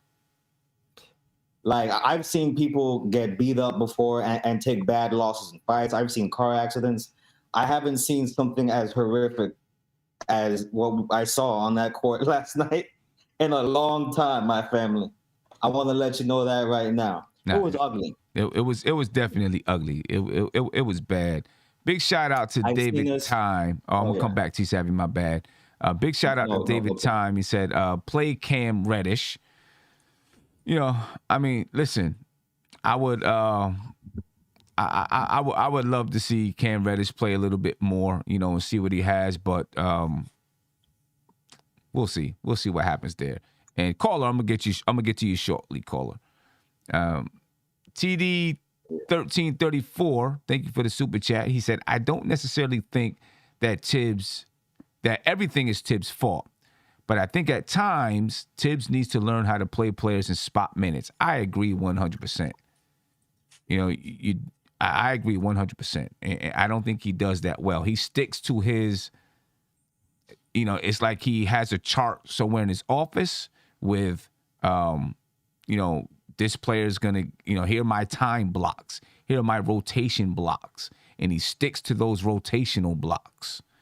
You know what I mean? And doesn't come off those rotations hardly ever. Thank you to NY New York to Florida podcast. Thank you for the super chat. He said, Randle makes number 2 money. Play him like that. Grimes, IQ, Randle, Mitch. Defense can turn into offense. And by the way, this is Tony by way of Harlem in Florida. Or from Harlem by way of Florida. However you say it. You guys get it. Right? You guys get what I'm trying to say. That would be my Grimes, IQ, Randle, Mitch, and of course Barrett out there. Right? That would be my lineup too. Let me get to a phone call, and then I'm going to come back to you, Savvy. Caller, you're live. Tell me your name and where you're from, please. Yes, guys. It's David from Brooklyn. What's going on, man? How you feeling? I'm feeling great, man. I'm feeling great. Just want to talk a little bit about the Knicks. Well, it's a lot of things going on right now. I think it's multiple things regarding the way the Knicks are playing. I think the coach is pretty much in a tight position from the front office, maybe because they're trying to hold value on the players they're planning to trade. And personally, I feel like based on their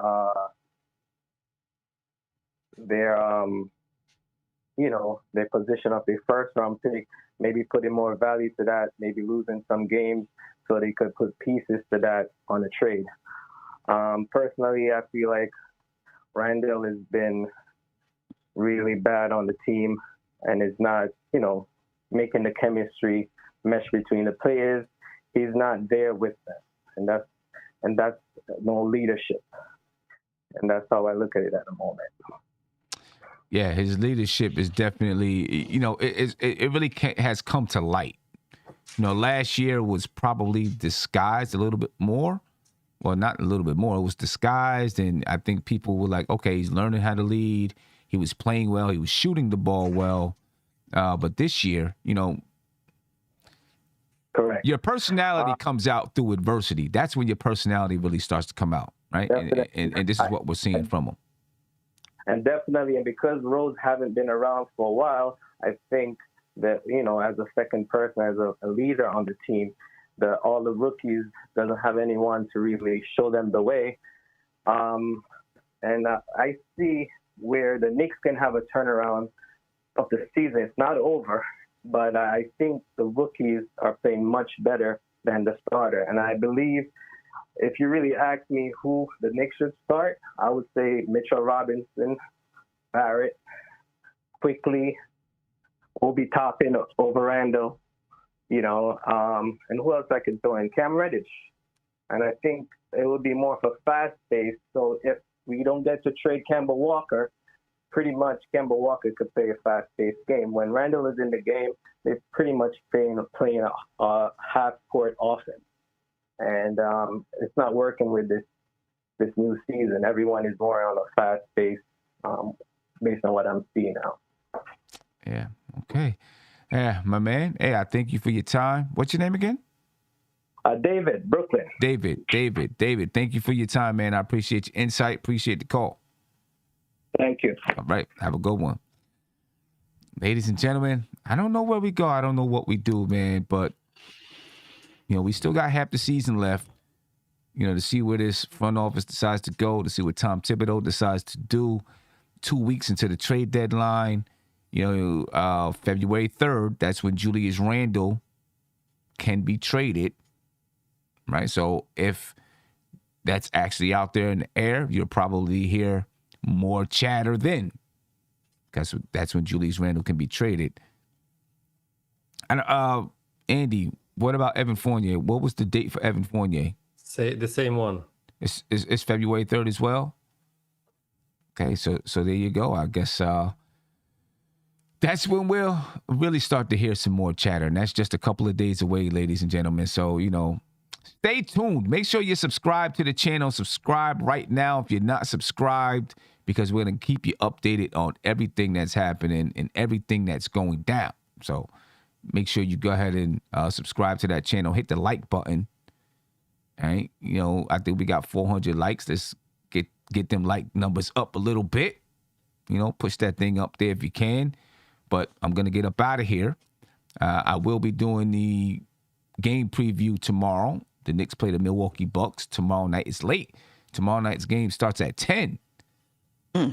Yeah, 10 in Milwaukee? In Milwaukee. I don't know why, but I don't know if it's for ESPN purposes or what, but tomorrow night's game starts at 10 p.m. Wow. A late one in Milwaukee. A little bit. I thought it was weird too. I was like, why? You know what I mean?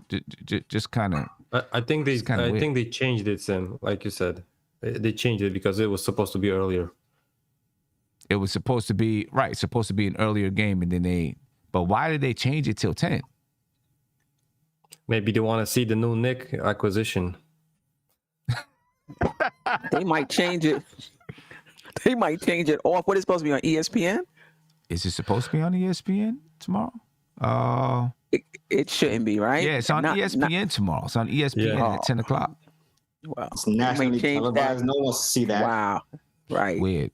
Ain't nobody trying to see that. Damn. Weird. So, anyway, ladies and gentlemen, if you're just joining us, you're going to have to rewind it because we're getting ready to head off. But, we started off the show. We're talking about Julius Randle, and the Knicks are open to trading Julius Randle. According to Ian Begley, one team in touch with a member of the organization recently is under the impression that Julius Randle would be available for the right return. Of course, the question is, what is the right return for Julius Randle? And obviously, with the way things are right now, the Knicks would probably have to give up a young player, first-round draft pick or something like that, because his stock is really, really low. But we're going to get out of here. I want to get some last words from everybody.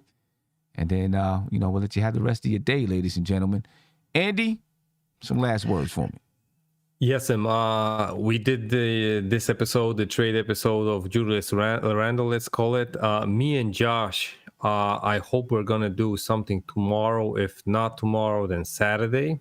With the fans voting, trade machine, trade proposals. And Julius Randle was supposed to be the topic. Since it heated up even more, I think, that's going to be way more fun. So, it's an open invitation for you guys to send those trade proposals. Guillermo, I bet you can put one up so we can blast you on that show. So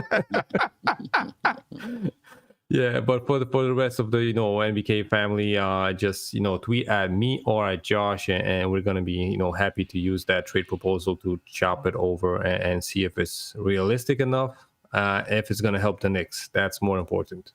Yeah. All right. Steph. Salute to you, Sam, the panel, the chat. That's all I got to say. I'm not sure. I'm not sure what else to say after that.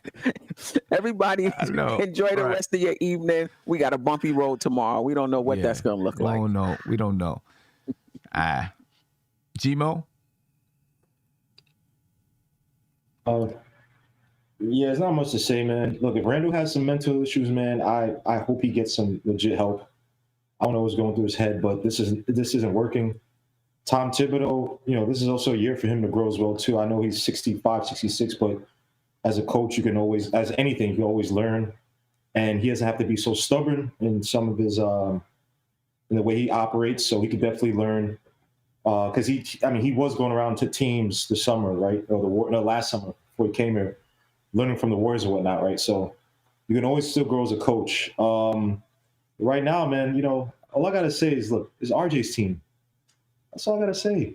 I told you the vision, Sim. Look at this man. I gave you the blueprint. I told y'all.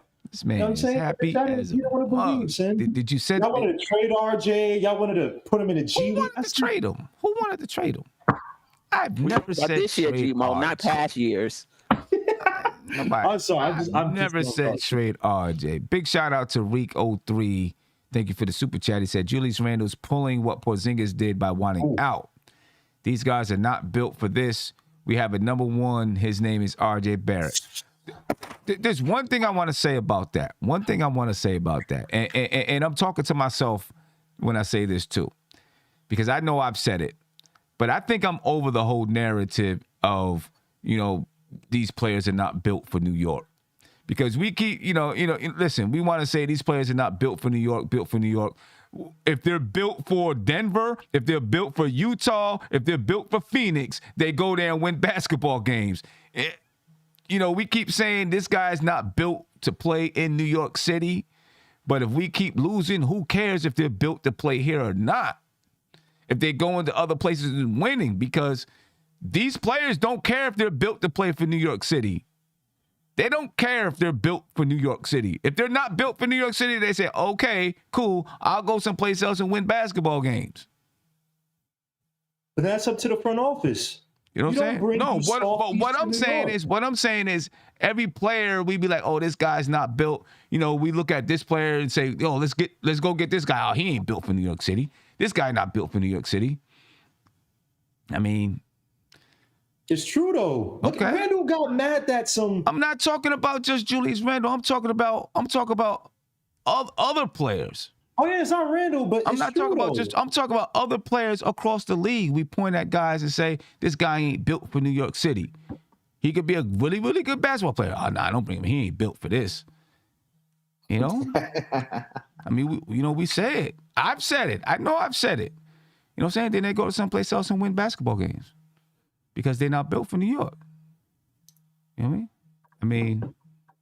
I mean, like, if someone's not, maybe they're not tough enough for New York. I don't know. What I'm saying is, as fans, maybe we need to be like, all right, let's support our players a little bit more instead of saying you're not built for this. That's what I'm saying. But Sim, when they do good, we overdo it. If you're good, you are a god in New York. Charles Oakley should not be relevant at all.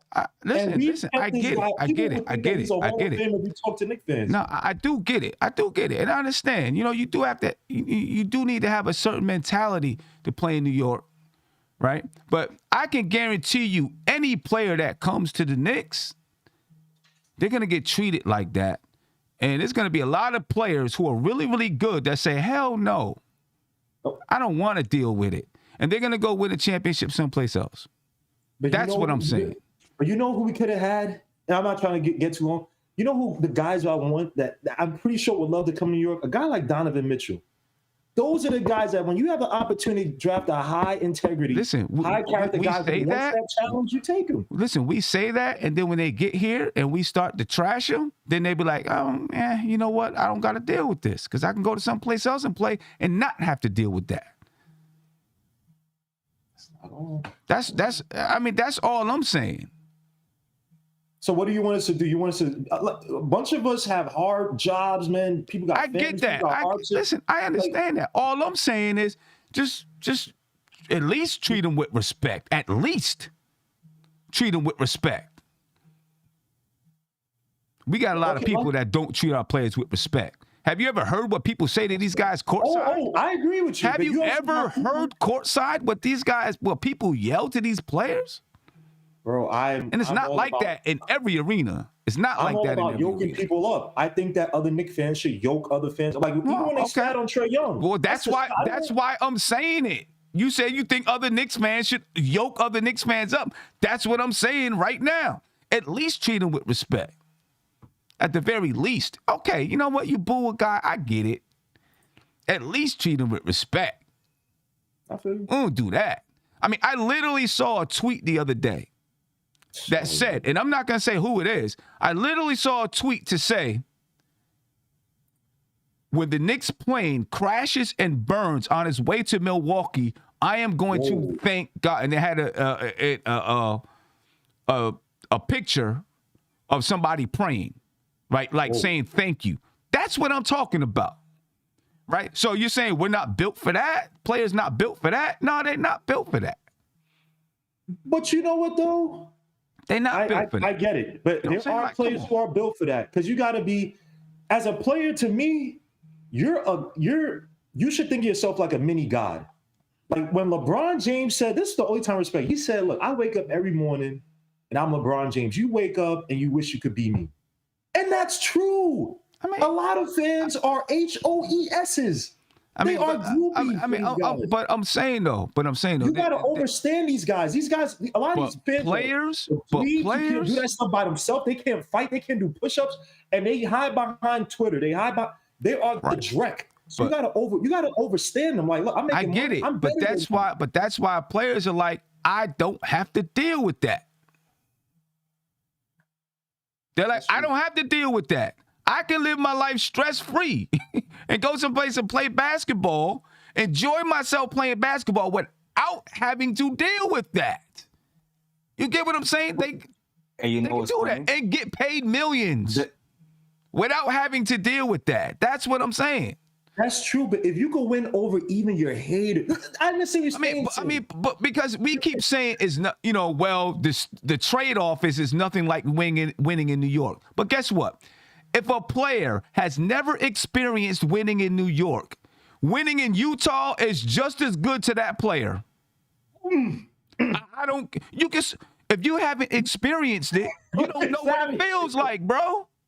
No, you're not hearing what I'm saying. If you have not experienced it, you don't know what it feels like. So what does it matter? What does it matter? Okay, I'm looking at you guys had a nice parade over there in New York. That was cool. You had it in 1972. That was cool. That was real nice. I'll have mine in Phoenix and be just as good because they don't know what it feels like. We keep on saying that, the trade-off is if you win in New York, you're going to be treated like this, that, and the third. But nobody can get through no one can get through to it. And players is like, well, you know what? My championship is going to feel real damn good in Utah or Denver. That's all I'm saying. What do you want us to do? You want us to be like nice? I understand the respecting. I want us to respect our players. I just want us to respect our players. That's all. Just respect the players. All this stuff, your plane is going to cry. I don't. No. That's man. Just respect our players. We don't even respect each other. That's very true. The Twitter's also trash. Go on Twitter, they're calling each other imbeciles and this and that. I'm like, come on, man. Like, what is going on? I have to get off the app. I'm like, let me get off of this thing because people are just wilding out over here. That's all I'm saying, man. That's all I'm saying. I love Knicks fans nonetheless, except for the crazy ones. which might be all of us, so I don't know. Anyway, we out, ladies and gentlemen. Be peaceful. Catch y'all tomorrow. This is NBK, nothing but Knicks. When Sim passed the assist, you know that it's #1 show that breaks down the game. If you can't play defense, stay out my way.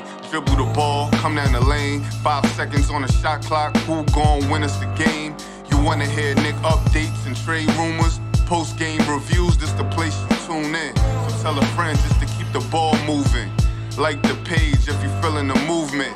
Every game we coming to win. Give us a sub like a player that came off the bench. This is NBK, nothing but Knicks.